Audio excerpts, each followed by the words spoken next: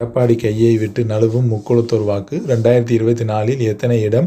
அரசியல் விமர்சகர்கள் கணிப்பு. எதிர்வரும் நாடாளுமன்ற தேர்தலுக்கு அதிமுக தீவிரமாக தயாராகி வரும் நிலையில் தென் மாநிலங்களில் இக்கட்சியின் வாக்கு வங்கி எந்த அளவுக்கு இருக்கும் என்பது குறித்து ஒன் இந்தியா தமிழ் யூடியூப் சேனலில் அரசியல் விமர்சகர்கள் பேட்டியளித்துள்ளனர். 2024 நாடாளுமன்ற தேர்தலுக்கு இன்னும் ஒரு வருடம் கூட முழுமையாக இல்லாத நிலையில் தென் மாவட்டங்களில் தனது பலத்தை நிரூபிக்க எடப்பாடி பழனிசாமி தீவிரமாக போராடி வருகிறார். சமீபத்தில் மதுரையில் நடைபெற்ற மாநாடு, சங்கரன்கோயிலில் நடைபெற்ற பொதுக்கூட்டம் என எல்லாவற்றிலும் பின்னணியில் தென் மாநில வாக்கு வாங்கிதான் இருக்கிறார். இந்த நிலையில் அடுத்த கட்ட முயற்சியாக அவர் வரும் 30ஆம் தேதி நடைபெறும் பசும்பொன் முத்துராமலிங்க தேவர் குரு பூஜை விழாவில் பங்கேற்கிறார். ஏற்கனவே 10.5% இடஒதுக்கீடு பிரித்து கொடுத்ததால் எடப்பாடி முக்குளத்தோர் சமுதாய அதிருப்தியில் இருப்பதாகவும் சொல்லப்படுகிறது. அதேபோல டிடிவி தினகரன் சசிகலாவை ஓரங்கட்டியதிலும் இந்த அதிருப்தி நீடிக்கிறது. இவை எல்லாம் சேர்ந்து முக்குளத்தோர் வாக்கு வங்கி கையை விட்டு நழுவ செய்ய வாய்ப்பிருக்கிறது. தென் மாவட்டங்களை பொறுத்த அளவில் மொத்தம் 35 சட்டமன்ற தொகுதிகள் இருக்கின்றன. இதில் திமுக கடந்த முறை 25 தொகுதிகளிலும் அதிமுக 14 தொகுதிகளிலும் வெற்றி பெற்று இருக்கிறது. ஆனால் டிடிவி தினகரன் மட்டும் ஏறத்தாழ 4 லட்சம் வாக்குகள் பெற்றிருக்கிறார். குறிப்பாக ராமநாதபுரம், சிவகங்கை தொகுதிகளில் அதிகமான அளவு தினகரன் வாக்குகளை வாங்கி இருக்கிறார். தற்போது ஓபிஎஸும் வெளியே இருப்பதால் எடப்பாடி பழனிசாமிக்கு நாடாளுமன்ற தேர்தல் என்பது நிச்சயம் டஃப்பை கொடுக்கும்.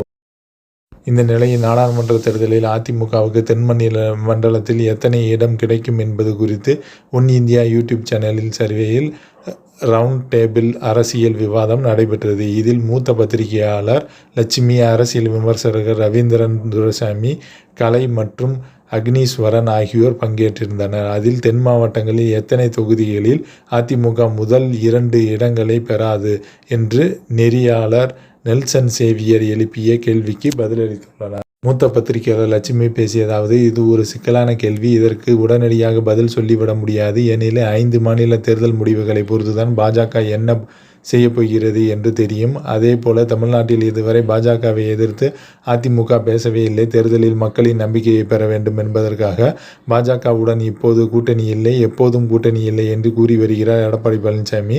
இஸ்லாமிய சிறை கைதிகளை விடுதலை செய்ய வேண்டும் என்று தீர்மானம் கொண்டு வந்ததும் தேர்தலுக்காகத்தான். பாஜகவை மட்டுமல்ல, தமிழகத்தில் ஆளுநரையும் இதுவரைக்கு அதிமுக எதிர்த்து பேசவில்லை. அதாவது அதிமுக எல்லா ஆப்ஷனையும் திறந்துதான் வைத்திருக்கிறது என்று கூறியுள்ளார். அரசியல் விமர்சகர் ரவீந்திரன் கூறுகையில், தென் மாவட்டங்களில் 5 தொகுதிகளிலும் 2024 நாடாளுமன்ற தேர்தலில் அதிமுக டெபாசிட் இழக்கும். நாடாளுமன்ற தேர்தல் கணக்கிட்டும்படி பாஜகவை விட அதிமுக கூடுதலான வாக்குகளை வாங்கியது. ஆனால் நாடாளுமன்ற தேர்தல் கணக்கின்படி பார்த்தால் அதிமுக நிச்சயம் 5 தொகுதிகளில் டெபாசிட் இழக்கும். 70% எதிர்ப்பு இருந்த மோடிக்கு தற்போது ஆதரவு ஓட்டுகள் தமிழ்நாட்டில் உருவாகி வருகிறது என்பது என்னுடைய கருத்து என்று கூறியிருந்தார். அதேபோல அரசியல் விமர்சகர் அக்னீஸ்வரன் கூறுகையில், தென் மாவட்டங்களில் உள்ள தொகுதிகளில் அதிமுக முதல் 2 இடங்களை பெறாது என்று நினைக்கக்கூடிய தொகுதிகள் எத்தனை என்கின்ற கேள்வியே தவறானது. அப்படி எந்த வாய்ப்பையும் கிடையாது. அரசியல் விமர்சகர் ரவீந்திரன் சொன்னதில் நான் முற்றிலும் மாறுபடுகிறேன். தமிழ்நாட்டில் மோடி எதிர்ப்பை வைத்துக்கொண்டு தொடர்ந்து நாங்கள் வெற்றியை பெறுவோம் திமுக சொல்லிக் கொண்டிருந்த நிலையில் தற்போது பாஜக கூட்டணியிலிருந்து அதிமுக விலகல் என்பது சவாலை ஏற்படுத்தியுள்ளது. ஜெயலலிதா இறந்து விட்டதால் அதிமுகவின் ஓட்டுகள் தன் பக்கம் திரும்பிக் கொள்ளலாம் என்று கணக்கிட்டு பாஜகவினர் செய்தியாளர்கள் எடப்பாடி பழனிசாமியை தன் பக்கம் இழுத்து வந்து அதன் மூலம் வாக்குகளை வாங்கி கைப்பற்றி விடலாம் என்றும் திட்டமிட்டிருக்கிறார்கள். ஆனால் அப்படி எதுவும் நடக்காது என்று தற்போது எடப்பாடி பழனிசாமி நிரூபித்து விட்டார். தற்போது எந்த திட்டமும் கை கொடுக்காததால் எடப்பாடி பழனிசாமியை தவிர்த்து பன்னீர்செல்வம், டிடிவி தினகரன், சசிகலா ஆகியோரோடு கைகோர்த்து பாஜக முயன்று வருகிறது. இதையெல்லாம் கடந்த அதிமுக பெரும்பான்மையான வாக்கு வித்தியாசத்தில் வெற்றி பெறும் என்பது என்னுடைய பார்வை என கூறியுள்ளார். இறுதியாக அரசியல் விமர்சகர் கலை பேசுகையில், கன்னியாகுமரி தொகுதியை காங்கிரஸ் அல்லது பாஜக கைப்பற்றும். 3வது இடத்தில் அதிமுக இருக்கும். எனவே டெபாசிட் இழப்பதற்கு வாய்ப்பில்லை. திருநெல்வேலி மாவட்டத்தில் அதிமுக பலமாக இருக்கிறது. கடந்த முறை பாஜக சார்பில் நின்று ஜெயித்த நயினார் நாகேந்திரன் அதிமுகவின் சப்போர்ட்டில் தான் ஜெயித்தார். தமிழிசை அதிகமான அளவில் வாக்கு பெற்றிருந்ததும் அதிமுகவின் சப்போர்ட்டில் தான். தென் மாவட்டங்களில் பாஜக ஒன்றுமே கிடைக்காது. பலரும் பாஜகவை அதிமுக விமர்சிக்கவில்லை என்று கூறுகிறார்கள். ஆனால் கூட்டணியில் இருந்தபோது அதிமுகவின் பாஜகவின் கொள்கைகளோடு முரண்பாடு இருந்தது.